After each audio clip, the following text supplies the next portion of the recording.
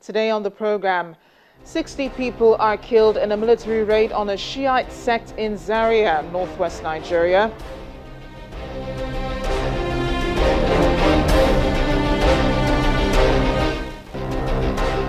Saudi Arabia is leading a new military alliance involving Africa, Asia, and the Arab world to fight terrorism.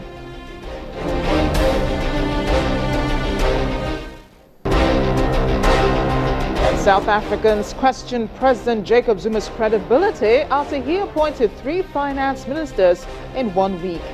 Network Africa begins right now.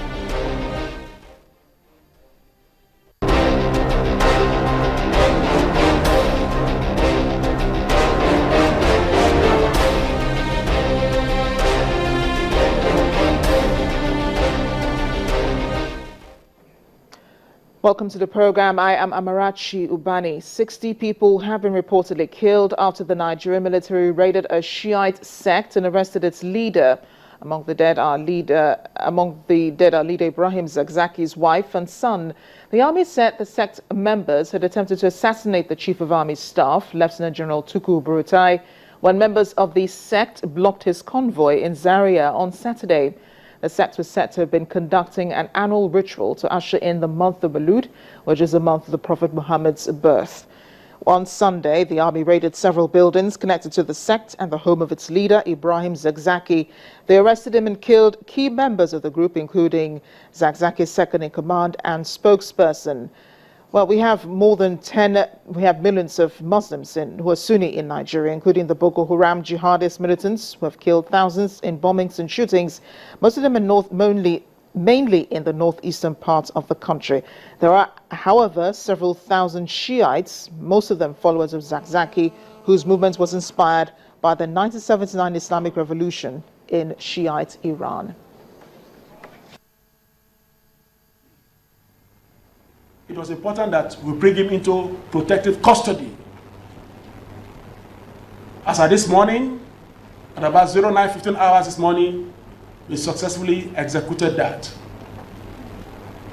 I want to convey to you, members of the press, that the Shiite leader, Zakzaki, is safe and in protective custody in a very secured facility. His wife is safe and also in protective custody. In the course of time, he himself will be speaking to his members.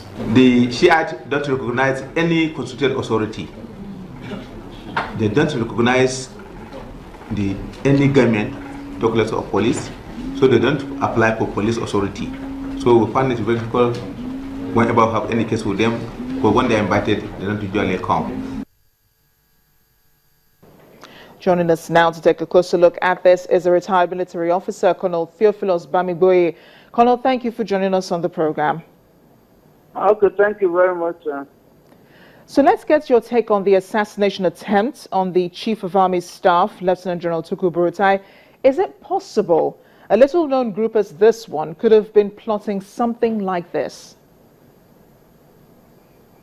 Well, honestly, I believe what the escort squad, what they did, absolutely there's nothing wrong about it, because in the military, we have rules of engagement, and then the sacred duty of the escort to protect the VIP. So once they see the threat coming, and then they are sure of the threat, then they open fire. I mean, everybody knows that in the military, and then those outside the military should know that is the way we engage. So I want to believe strongly that what the escort did was absolutely correct, because they had that duty to protect the VIP, and I think that was what they did. So there shouldn't be any problem about that. So were they also correct in going down to the Sect settlement in Zaria and opening fire on the group there in Zaria and killing up to 60 people. I know that there was an exchange of gunfire between the military and the Sect members. Well, the line is not very clear, but as I've said, if you are hearing me at the other end, We are. What I've said is that the soldiers did the way they should, because we have rules of engagement, and I think that's what they did. So we shouldn't argue too much about this. Absolutely, I don't see anything wrong in what they have done. Now, So okay, the leader of the group, Ibrahim Zakzaki, has been arrested, including his second in command. What do you think will happen to them now? Well,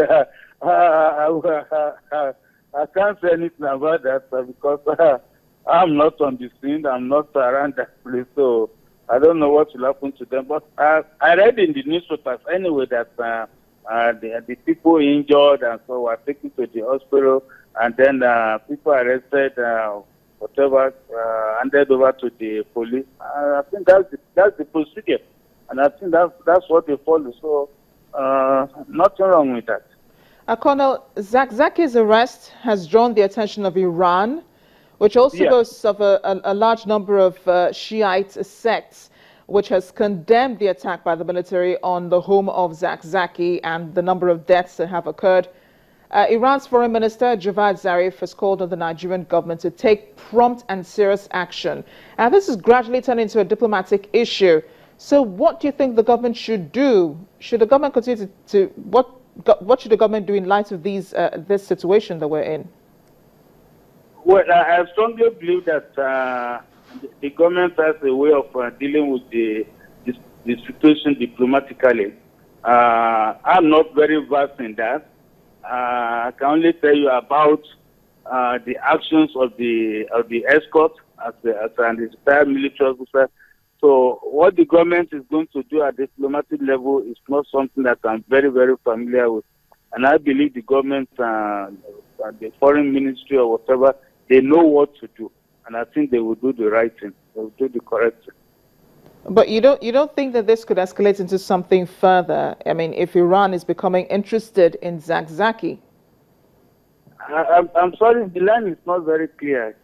You don't think that this could become something more serious, considering? I'm not hearing you. No. Okay, I'm hoping you can hear me now. You don't think that this could become something more serious, considering that Iran is now interested in this case?